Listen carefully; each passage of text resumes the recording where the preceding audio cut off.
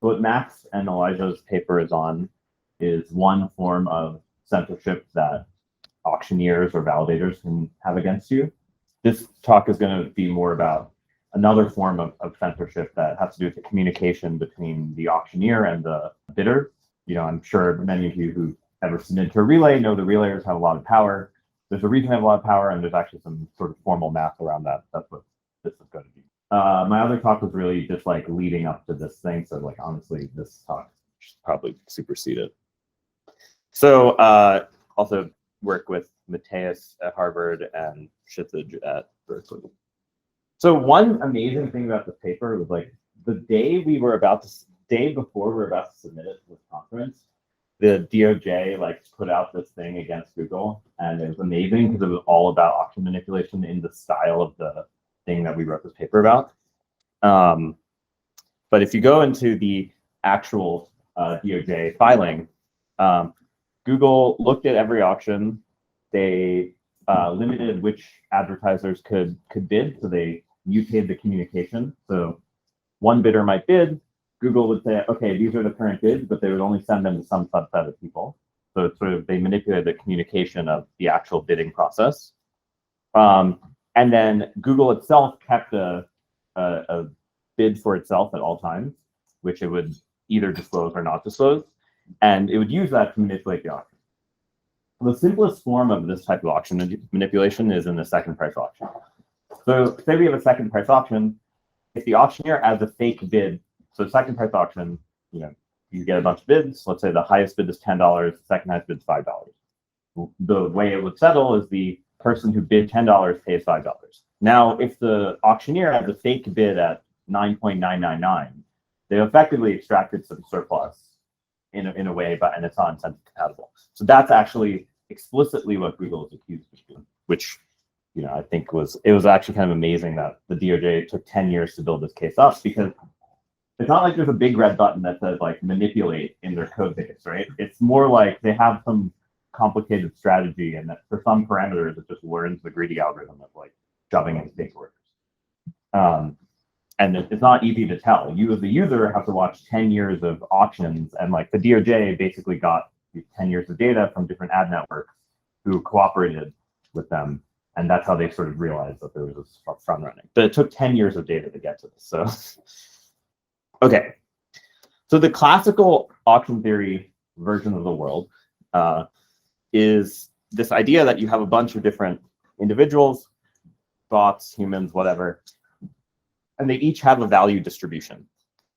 So, this first person, they have this sort of Gaussian looking distribution, symmetric. The second person, they have an exponential distribution. You should think of the x-axis as value and the y-axis as probability. The idea is that I don't know exactly how much I want to bid for something, but I sample from a distribution on each time I make a bid. So this represents sort of the space of bid I'm willing to do. And you can see sort of this person's a fat tail, this person decays quickly. And so the idea in the traditional auction theory setup is each person has a distribution, and there's two main settings. One is the independent values scenario, so each bidder draws a bid independently, and the other is the interdependent values, where my bids depend on everyone else's bids. In most of this, we'll be talking about the independent values case, but there's another paper on how to deal with the interdependent case that we began. So let's go through the second price auction, exactly the example I said before. Alice has value 10, Bob has value 5. And sort of this is sort of showing this notion that bidders are incentivized in second price auctions to bid what they think. That's this notion of strategy proofness. There's no reason to bid against that. But as I pointed out, the auctioneer can cheat against you, not the other bidders. And that's a totally different notion of incentive compatibility, in the sense that the seller has to also have some notion of incentive compatibility. And that is sort of exactly what happened. And so Google, interestingly enough, was actually, I think they'd publicized and written all these papers that they had moved back to first price auctions. But they only really have this blog post from 2021 that showed that they actually went back. So they were still using the second price auction. And the DOJ's complaint explicitly points out that the second price auction that Google would self-participate in was the thing they're manipulating. So now we're at the point to talk about what it means for a seller to be incentive compatible. And the interesting thing is the set of possible strategies, the set of possible deviations is extremely large. And one of the reasons for that is bidders send their bids to the auctioneer, but the auctioneer has a strategy space that's, I'm going to censor sending some of these bids to other people to tell people what the current state is. I am going to tell certain people who get a preference in the auction some of the data faster or slower. And so you have to talk about the actual communication between the bidders and auctioneer to analyze it. So we have an auctioneer running this mechanism to sell one item. So let's just say block builder, single auction. There's sort of a expected revenue from running the mechanism in earnest. And a safe deviation is a way of lying to players, lying to bidders in a way that they can't tell that they're being lied to. So the simplest example is Alice sends me a bid of 5, Bob sends me a bid of 10. I think I said whatever, I flipped them, but when Alice sends me a bid of 10, Bob sends me a bid of 5. And I don't send each of them the other's bid. I only send Alice all of the bids, and Bob doesn't know all the bids. So that's a safe deviation in the sense that it's a deviation I can do that the buyer can't tell they were deviated against. And we say that an auction is credible or sort of seller incentive compatible if for all possible safe deviations, running the honest auction is higher, at least as high revenue. So you can't increase your revenue via any of the safe deviations. So now we get to the crypto part, and this is crypto for cryptography, not crypto for cryptocurrency part. So commitment scheme. Many of you probably know what a commitment scheme is. Commitment scheme, you have a message, you have some randomness, you're able to commit to knowing this particular message in a way that you can later prove that you knew this message at a previous time. There's a few properties that we care about. Different commitment schemes have many different properties, but the first one is the notion of perfect hiding. And perfect hiding means that if I have 2 different messages and I use the same randomness, they're identically distributed. Perfect binding means I can't easily forge another message where the 2 commitments are the same, no collisions.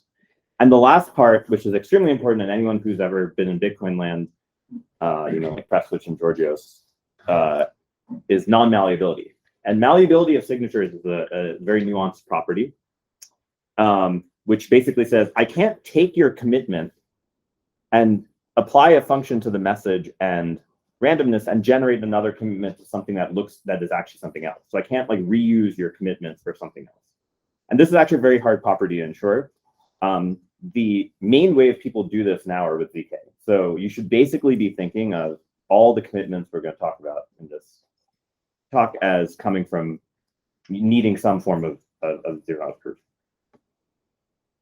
So the interesting thing about trying to do an auction on a blockchain versus private communication is the blockchain reduces the set of safe deviations. So, in the examples I was giving earlier, I was talking about how the auctioneer might take in all the bids and only select arbitrary subsets of who they send it to. But if you force people to commit publicly on a blockchain, the set of deviations the auctioneer can make is actually much lower because anyone can prove that the auctioneer was censoring them. And the idea is that if you can make it A, cost something to post a commitment, and B, it's public and people can dispute it, then the set of deviation goes down. And this is something I think mechanism designers didn't really think about in the sense of like most economists kind of assume that like there's not a notion of a public commitment storage place. So you actually have these private channels. I have a quick question. So in the safe deviation definition that you gave before, do you consider coalitions? Yeah. All possible coalitions. All possible. So yeah, this is why the state space is really bad for this. It's like I have n bidders. I have to consider on k rounds of communication, every subset of the n bidders over k steps. So you have to the nk possible strategies naively. Okay, so now what is this commitment auction? And so we'll draw in pictures. Hopefully it's kind of relatively straightforward to understand. So again, we have these different users. They each have a value distribution. You can think of the value distribution in the case of MEV auction as I see a sandwich, and I know the max profit of the sandwich, say it's $10, but maybe how much I'm willing to bid to get that $10 profit is represented by the support of this distribution. So we have two stages. The first is the commitment phase. So the auctioneer, that's the robot, says, okay, everyone, now you have to commit to your bid. And the most important part is because it's posted publicly on blockchain, everyone is posting these non-malleable commitments to blockchain. The auctioneer can't send commitments differentially and only to certain subsets, again, because it's posted in the first round on chain. And even the auctioneer themselves, if they want to make a fake bid, would have to post the same. And what you do, and this is where the normal like economic auction theory stuff comes in, is there's a notion of a reserve price for auction when you have independent value auctions. And the reserve price is a kind of interesting object. The idea is, and this is sort of the Meyerson optimal auction theorem, is that there is a function you can compute called phi, which is dependent on the cumulative distribution function, so the integral of f, and your density.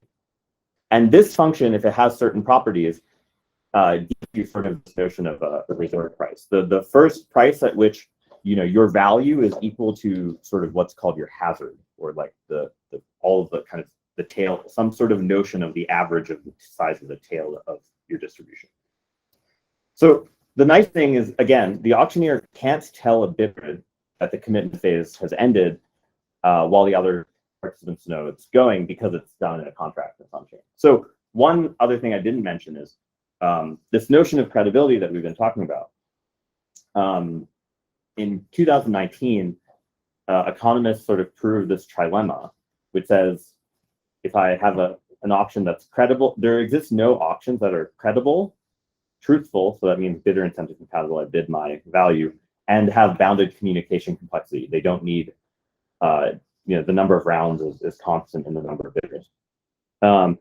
And the key thing about getting around this trilemma, almost exactly the same as the way blockchain, like consensus algorithms get around the cap theorem, is that these commitments reduce the strategy space in some sense, right? And by reducing the strategy space that the auctioneer can deviate, you can get around these kind of impossibility theorems. So we're doing all of this because sorry, I should have motivated that in an earlier slide, but that's really sort of what this is going for.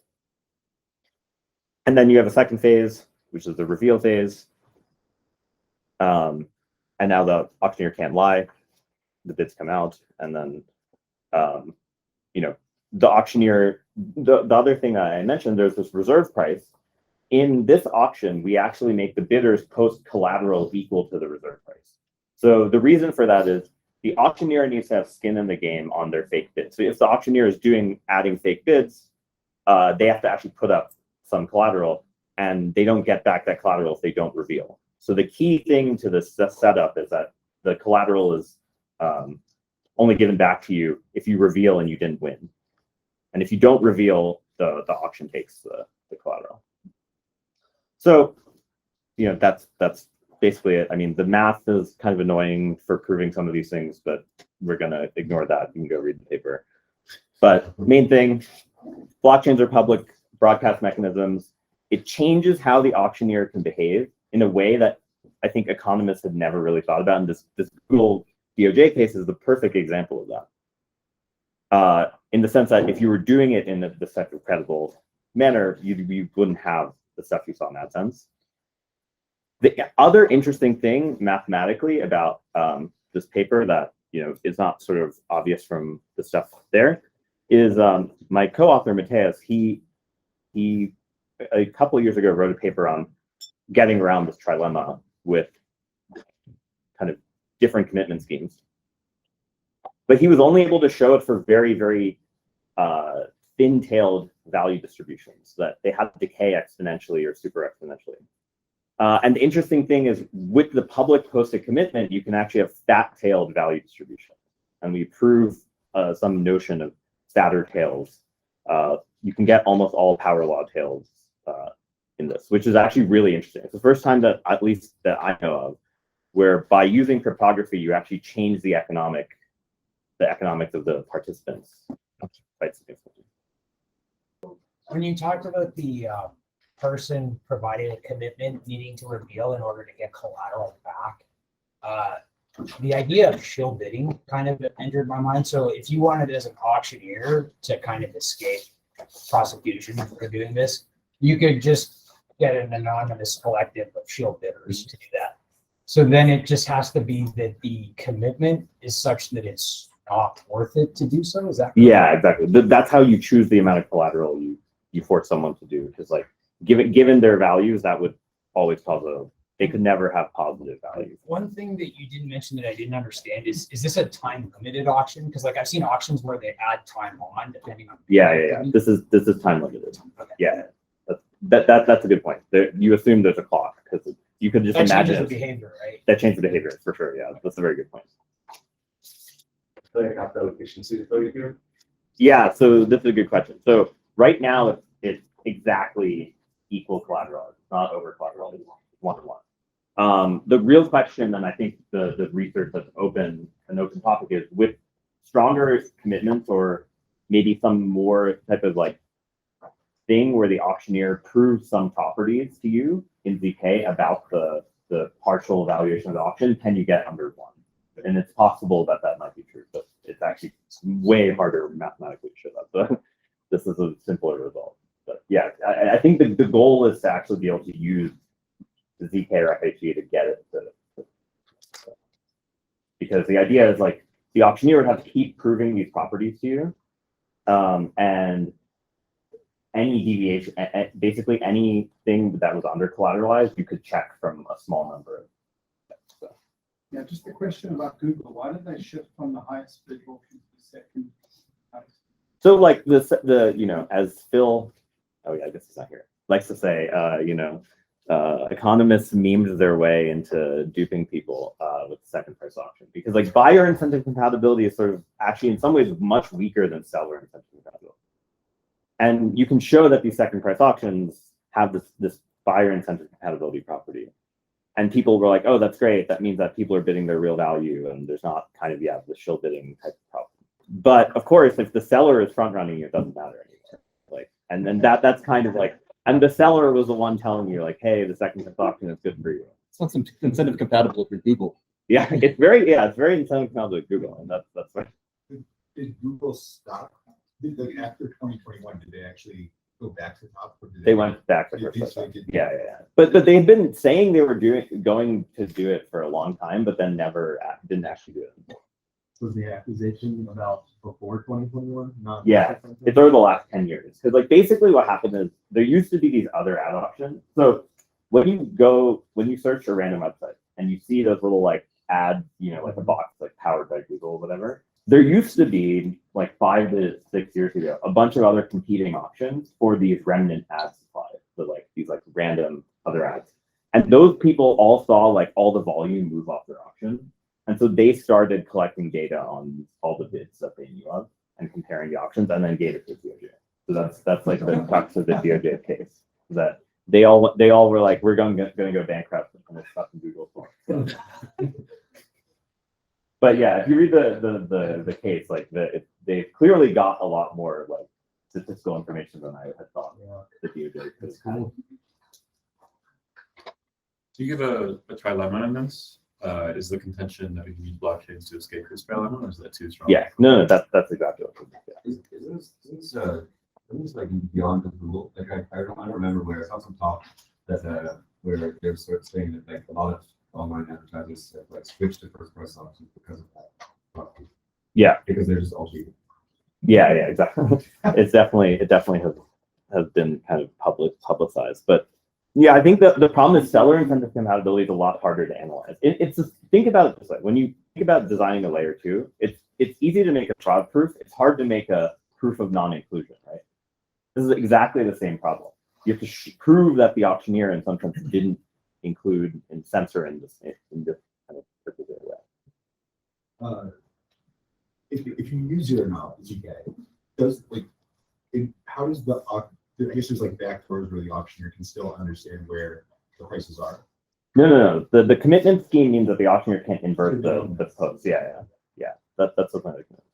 Would you need collateral from the auctioneer in that case? Because you need collateral so that you're basically slashing them if they don't reveal. So like, Just don't reveal. yeah, exactly. Just want to clarify this third point here. Larger class of value distributions is the distribution of kind of where they draw bids from. Yes. And then the intuition behind how you can extend is just by committing everyone to one communication style, so that Yes. Exactly. Exactly. Because like when you compute this like expectation or maximum over all the safe deviations, it turns out the set of safe deviations shrinks over public blockchain, which then you can use to write out that the tail is bounded. You can basically do any power law tail that's like 1 over r to the 1 plus epsilon, like slightly worse than 1 over r. Whereas the previous results were like monotone hazard, which is like exponential decay. You have parameterization recommendations for this bond force regulation? Yeah. So if you knew the value distributions, there's a formula. Yes, correct. But you know, that's your job. Go go figure them out. Does this make a rate limit on all such options that can be running at the same time? That's a good question. Probably. I don't know how to reason about that, but that's actually It's like the throughput of your blockchain, first of all. yeah. So if this collateral is still funny song, if they don't reveal the bit, why can't we use something like a time of encryption where the bits have to be open after a certain time if I do some computation? For sure. Yeah. This is what I'm saying. Like there's a lot of stuff you can do to improve this. This is just, it's much easier to actually prove this value distribution claim with this assumption, but like that's why I think you can extend this result pretty far with more, using things like timeline. Is there anyone that's building this? I don't know. Maybe, probably. Someone should. I mean, it shouldn't be. But like, I think these non-malleable commitments are, someone actually needs to have those working. Maybe this guy. Do we actually need slashing here? Isn't the incentive to like win the auction enough for the right, for like people to reveal? So the problem is you need to ensure that the auctioneer doesn't add a ton of fake bids, and you need them to be forced to reveal because then they have to pay. And so that's where the collateral requirement comes in. But like adding things like time lock, adding other properties you prove, I think you can lower it for sure. Can you go back to that Myerson reserve points for a second? Yeah. So wait, is that constant throughout the auction or not? No? No. So this is actually for each distribution. There is a Myerson reserve, and the Myerson reserve is X is, you can think of as the value, little s is the density, capital F is the CDF of your value distribution. Yeah. And it turns out that this is called a virtual value, and the place for your virtual value is 0 is like the minimum you're willing to pay given your value distribution to enter an auction. If it's a Myerson optimal auction. Is there any incentive for Google to actually with this, or someone like the first to do that? No, I think the incentive should be that blockchains are going to be the place that people do this, and like it's a value prop that you don't have outside of blockchain. So you can get these guarantees about the auction. So it'd be like better to Google what they want best and Google stuff. Yeah, well, we're very far from ad auctions really being the scale. I'm impressed with this space. I was going to say it seems hard to make a blockchain. Yeah, definitely. I'm not saying that that's going to happen. But with that, any other questions? I guess launch time.